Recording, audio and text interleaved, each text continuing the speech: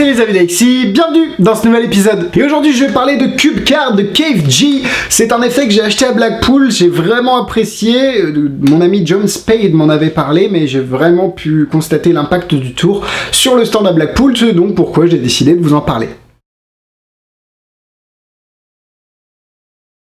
Alors, Cube Card, c'est un effet qui va pouvoir mêler des cartes et un Rubik's Cube. La routine est simple, vous montrez un paquet de cartes comme ces dernières, bon, vous allez le voir dans la démonstration, mais voilà, des cartes comme celle-ci. Alors, soit le cube est mélangé, soit le cube est remis normal, et derrière c'est écrit Championship, World Championship, Challenge Card, etc. Vous allez faire choisir une carte parmi un paquet de cubes mélangés.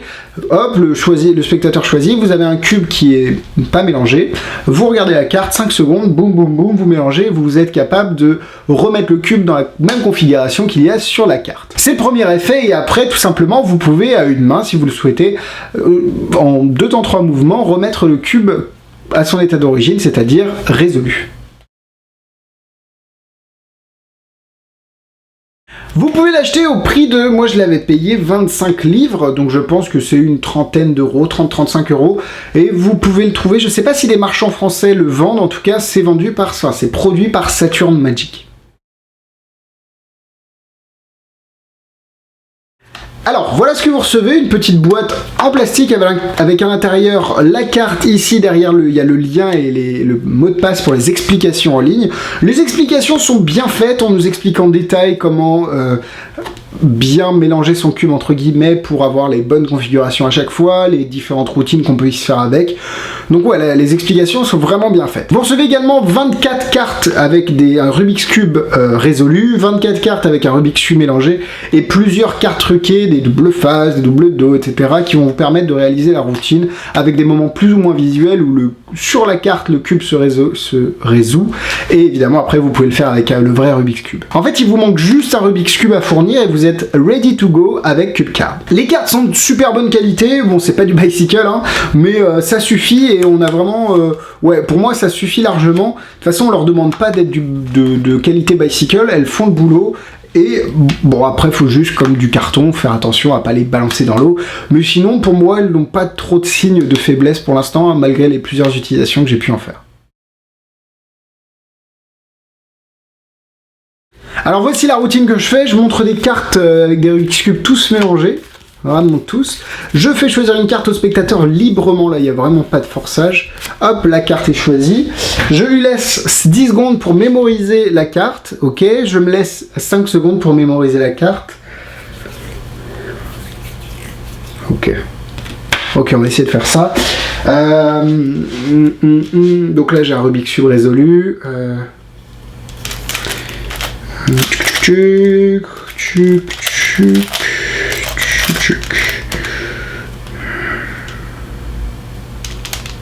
Alors, je sais pas si on peut voir ici. Si on regarde la carte, alors, oh merde, j'ai foutu où? Ah non, il est là, putain, je pensais que j'avais oublié. Hop, et qu'on regarde. C'est la même, c'est exactement la même. Bon, je vous laisse vérifier, hein. Donc voilà, vous avez le premier effet ici qui est d'avoir une configuration qui concorde. Après, vous pouvez montrer le cube et juste en secouant ici, on peut le résoudre tout simplement à une main. Ça c'est joli, non? Voilà pour la petite démonstration de Cube Card. Passons tout de suite au point négatif. Alors, 24 cartes, ça paraît pas beaucoup en fait. Comme vous avez pu le voir, le paquet est assez fin. Donc le spectateur peut peut-être se dire, oh là, il s'est juste rappelé des 24 configurations sur les différentes cartes. Bon, ce qui est évidemment pas le cas. Mais voilà, pour le spectateur, c'est peut-être pas assez, donc vous aurez peut-être besoin de racheter un set. Bon, moi 24 cartes ça me va. Par contre, il vous faudra acheter un Speed Cube. Alors moi j'utilise celui qui est fourni dans Cube 3, hein, toujours le même que vous avez vu dans la vidéo sur Cube 3, et il tourne assez vite en fait. Ça permet de tourner à un seul doigt sans aucun souci. C'est quelque chose qui n'est pas fourni dans le tour.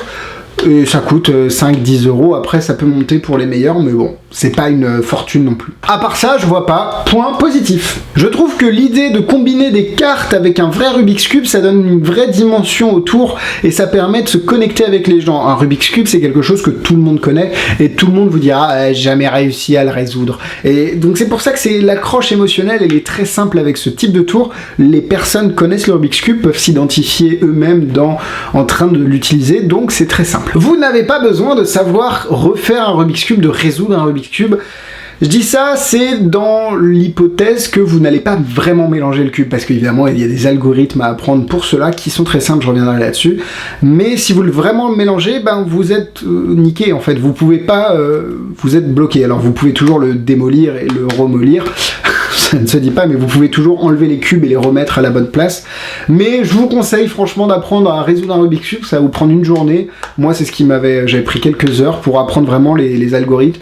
Et depuis, je sais résoudre, ça me prend 1 minute, donc je suis pas au record du monde, mais ça me suffit au cas où je me plante sur ce genre de tour. Et comme je l'ai dit, les algorithmes sont très simples à se souvenir. C'est 4 mouvements, franchement, c'est très très simple. C'est un peu du même acabit que Cube 3, et on peut faire à peu près les mêmes choses que Cube 3, mais là, on a quand même cette dimension avec les cartes qui est... J'aime beaucoup. Comme vous l'avez pu voir aussi quand j'ai dit dans le déballage, quand j'en ai parlé dans le déballage, vous avez 24 cartes de cubes résolus. J'aime pas l'idée d'avoir ce mimétisme vraiment complet entre un jeu de cartes avec des cubes mélangés, boum, on mélange le cube, ça correspond, après boum, on change le cube, et en final, les cartes sont aussi des Rubik's Cube résolus. C'est pour ça que je le fais juste avec une carte d'habitude, je vous l'ai pas fait dans la démonstration, mais je le fais d'habitude avec la carte du spectateur, je la secoue, là le Rubik's se change à vue sur la carte, et après je prends le Rubik's Cube et je le résous à une main comme je vous l'avais pu le voir. J'ai eu aucun problème à incorporer cette routine dans ma grosse routine de Rubik's Cube que je suis en train de travailler avec un sac en papier, tout ça, il y a du Cube 3, il y a du Rubik's Nightmare, il y a du Cube Card. Donc c'est quelque chose d'assez polyvalent et d'assez pratique à intercaler entre 2 routines existantes. Ça c'est un très très bon point. Vous l'avez compris, pour moi c'est un excellent tour, je vais l'utiliser, il n'y a aucun souci, je trouve que l'idée est géniale, l'impact est là. 4 cœurs. Niveau difficulté, il y a juste l'algorithme, comme je vous l'ai dit, à apprendre. C'est pas compliqué. Il n'y a pas de forçage au niveau des cartes. Il n'y a presque aucun travail, sauf si vous voulez faire des révélations, des changes, etc. Il y aura un petit peu de manipulation, mais rien de bien compliqué. 2 étoiles. En tour similaire, vous avez énormément de tours avec des Rubik's Cube, mais je ne connais pas des tours qui combinent des cartes et des Rubik's Cube. Il y a Mark Elsdon qui avait fait quelque chose comme ça. Il y a aussi Steve Rowe qui avait une carte, un Rubik's Cube qui changeait à vue. Bref, après pour les cartes, je sais pas, mais pour les Rubik's Cube, vous avez Cube FX, Rubik's Nightmare, Cube 3 et j'en passe. C'est tout pour moi cette semaine, merci de m'avoir suivi. Si la vidéo vous a plu, n'hésitez pas à la liker et à la partager à vos amis magiciens. Je suis sur Facebook, Instagram et YouTube. J'ai ouvert ma page Tipeee pour que vous puissiez me soutenir en faisant des dons. Donc le lien est dans la description, libre à vous de le faire ou non. En tout cas, merci d'avance et merci à tous ceux qui l'ont déjà fait, ça me fait vraiment chaud au cœur. Et quant à moi, je vous dis à la semaine prochaine. Bisous bisous.